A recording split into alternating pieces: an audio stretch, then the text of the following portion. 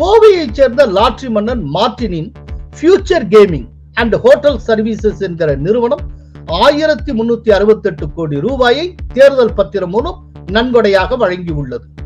Martin மருமகன் ஆதவ் அர்ஜுன் அண்மையில் விடுதலை சிறுத்தைகள் கட்சியின் துணை பொதுச் செயலாளர் ஆக்கப்பட்டார் என்பது குறிப்பிடத்தக்கது. தேர்தல் பத்திரங்கள் மூலம் பாரதிய ஜனதா கட்சி மட்டுமே பலனடைந்தது போல எதிர்கட்சிகள் கூவிக்கொண்டிருந்தன. ஆனால் அத்தனை கட்சிகளும் ஆதாயம் அடைந்திருப்பது இப்போது அம்பலமாகி உள்ளது. தேசிய கட்சியான காங்கிரஸை காட்டிலும் 200 கோடி ரூபாய் அதிகமாக நன்கொடை பெற்றுள்ளது திரிணாமுல் காங்கிரஸ். டிஎம்கே 600 கோடிக்கு மேல் நன்கொடை பெற்று மாநில கட்சிகள் வரிசையில் 4ஆம் இடத்தில் உள்ளது. அதிமுக ரூபாய் 6 கோடி நன்கொடை பெற்று 17ஆம் இடத்தில் இருக்கிறது. கோலஹலாஸ் டிவி யூடியூப் சேனல், இது வாய்மையின் எக்காலம். வணக்கம் நண்பர்களே. தேர்தல் பத்திரங்கள் திட்டத்தை உச்ச நீதிமன்றம் முடிவுக்கு கொண்டு வந்து விட்டது. இந்த திட்டத்தின் கீழ் நன்கொடை கொடுத்த கம்பெனிகள் எவையவை, நன்கொடை பெற்ற கட்சிகள் எவையவை என்பது அறிவிக்கப்பட்டு விட்டது. இவை குறித்து அலசுவதற்கு முன் தேர்தல் பத்திரம் என்றால் என்ன, எப்போது முதல் அமலுக்கு வந்தது போன்ற அடிப்படை தகவல்களை தெரிந்து கொள்வோம். ஒரு கட்சிக்கு நன்கொடை வழங்க விரும்பும் தனிநபரோ அல்லது கம்பெனியோ நன்கொடையை மறைமுகமாகவும் ரொக்கமாகவும் கட்சிகளுக்கு வழங்கி வந்தனர். இதுதான் காலம் காலமாக நடந்து வந்தது. ரொக்க பரிமாற்றத்தையும் மறைமுகத்தன்மையையும் முடிவுக்கு கொண்டு வர 2017 பட்ஜெட்டின் போது நாடாளுமன்றத்தில் பண மசோதாவாக, அதாவது மணி பில்லாக தேர்தல் பத்திர திட்டத்தை அறிமுகப்படுத்தினார் அன்றைய நிதியமைச்சர் அருண் ஜேட்லி. 2018 ஜனவரி 2ஆம் தேதியிட்ட அரசிதழ் மூலம், அதாவது கெசட் மூலம் எலக்டோரல் பாண்ட் ஸ்கீம் 2018 அதிகாரபூர்வமாக அமலுக்கு வந்தது. இதன் மூலம் கட்சிகளுக்கு கம்பெனிகளோ தனிநபரோ கொடுக்கும் நன்கொடை வங்கிகளின் பார்வைக்கு வந்தது, வங்கி வளையத்துக்குள் வந்தது. முன்னர் பெரும் பணக்காரர்களும் கம்பெனிகளும் தங்கள் வசம் இருக்கும் கணக்கில் காட்டப்படாத கருப்பு பணத்தை கட்சிகளுக்கு நன்கொடையாக வழங்கி கொண்டிருந்தனர்.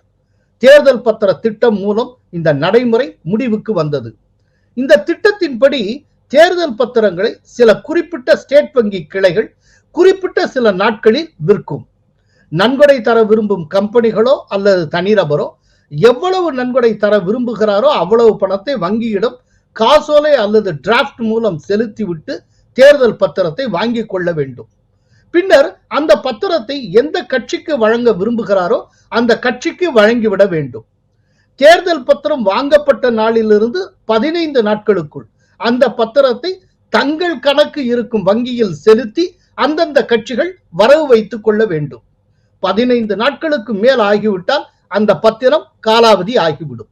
நேற்று வரை மறைமுக ரொக்க பரிவர்த்தனையாக இருந்த அதிகாரபூர்வமற்ற நன்கொடை நடைமுறை மோடி காலத்தில் வங்கிகளின் பார்வைக்கு உட்படுத்தப்பட்டு வங்கி கணக்குக்கு கொண்டு வரப்பட்டது.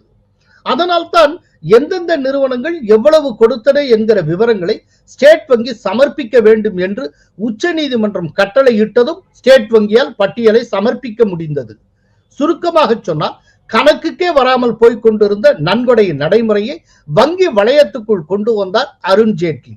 இந்நிலையில் தேர்தல் பத்திர திட்டத்தில் வெளிப்படைத்தன்மை இல்லை, எனவே ரத்து செய்ய வேண்டும் என கோரி ஏடிஆர், அதாவது association for democratic reforms, common cos உள்ளிட்ட தன்னார்வ தொண்டு நிறுவனங்கள் மற்றும் மார்க்சிஸ்ட் கம்யூனிஸ்ட் கட்சி சார்பில் உச்ச நீதிமன்றத்தில் 4 மனுக்கள் தாக்கல் செய்யப்பட்டன.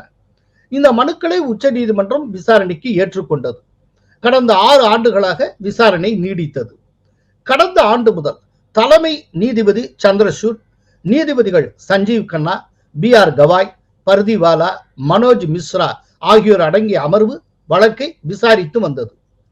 இந்த ஆண்டு பிப்ரவரி 15ஆம் தேதி தேர்தல் பத்திர திட்டத்தை ரத்து செய்து உச்ச நீதிமன்றம் உத்தரவிட்டது. மேலும் தேர்தல் பத்திரங்களை பெற்றவர்கள், அவர்களை பணமாக்கிய அரசியல் கட்சிகள் நன்கொடை தொகை உள்ளிட்ட விவரங்களை மார்ச் 6ஆம் தேதிக்குள் தேர்தல் ஆணையத்திடம் சமர்ப்பிக்குமாறு பாரத ஸ்டேட் வங்கிக்கு நீதிபதிகள் உத்தரவிட்டனர். ஆனால் இந்த விவரங்களை வழங்க ஜூன் 30ஆம் தேதி வரை கால அவகாசத்தை நீட்டிக்க கோரி உச்ச நீதிமன்றத்தில் பாரத ஸ்டேட் வங்கி மார்ச் 6ஆம் தேதி மனு தாக்கல் செய்தது. அதை மார்ச் 11ஆம் தேதி விசாரித்த நீதிபதிகள் கூடுதல் அவகாசம் வழங்க மறுத்தனர். அத்துடன் தேர்தல் பத்திர விவரங்களை மார்ச் 12ஆம் தேதி மாலைக்குள் தேர்தல் ஆணையத்திடம் சமர்ப்பிக்க வேண்டும் என ஸ்டேட் வங்கிக்கு உத்தரவிட்டனர். அதன்படி தேர்தல் பத்திர விவரங்களை தேர்தல் ஆணையத்திடம் பாரத ஸ்டேட் வங்கி வழங்கியது. அதில் 2019 ஏப்ரல் முதல் 2024 பிப்ரவரி 15ஆம் தேதி வரை 22,217 தேர்தல் பத்திரங்கள் வாங்கப்பட்டுள்ளதாகவும் அவற்றில் 22,030 பத்திரங்களை அரசியல் கட்சிகள் பணமாக்கி இருப்பதாகவும் ஸ்டேட் வங்கி கூறியிருந்தது. இந்த விவரங்களை மார்ச் 15ஆம் தேதி மாலை 5 மணிக்குள் இணையதளத்தில் வெளியிட வேண்டும் என தேர்தல் ஆணையத்துக்கு உச்சநீதிமன்றம் உத்தரவிட்டிருந்தது. அதன்படி அரசியல் கட்சிகள் பெற்ற தேர்தல் பத்திர விவரங்களை தேர்தல் ஆணையம் தனது இணையதளத்தில் மார்ச் 14ஆம் தேதி மாலையே வெளியிட்டது. பாரத ஸ்டேட் வங்கி சமர்ப்பித்த தேர்தல் பத்திரங்களின் வெளிப்பாடு என்கிற பெயரில் வெளியிடப்பட்ட இந்த தகவல்கள் 2 தொகுப்புகளாக வெளியிடப்பட்டுள்ளன. மொத்தம் 337 பக்கங்கள் கொண்ட முதல் தொகுப்பில் பத்திரங்களை வாங்கிய தனிநபர்கள், நிறுவனங்கள் தொடர்பான தகவல்கள், தேதி மற்றும் பத்திரத்தின் மதிப்புடன் வெளியிடப்பட்டுள்ளது. மொத்தம் 426 பக்கங்கள் கொண்ட இரண்டாவது தொகுப்பில் எந்தெந்த கட்சிகள் அந்த பத்திரங்களை பணமாக்கியுள்ளன என்கிற விவரம், தேதி மற்றும் பத்திரத்தின் மதிப்புடன் வெளியிடப்பட்டுள்ளது. தேதி வாரியாக அந்த பட்டியல் வெளியிடப்பட்டுள்ளது. தேர்தல் பத்திரங்கள் வாயிலாக நன்கொடை வழங்கிய நாட்டின் முன்னணி நிறுவனங்கள் எவையவை என்பதை பார்ப்போம்.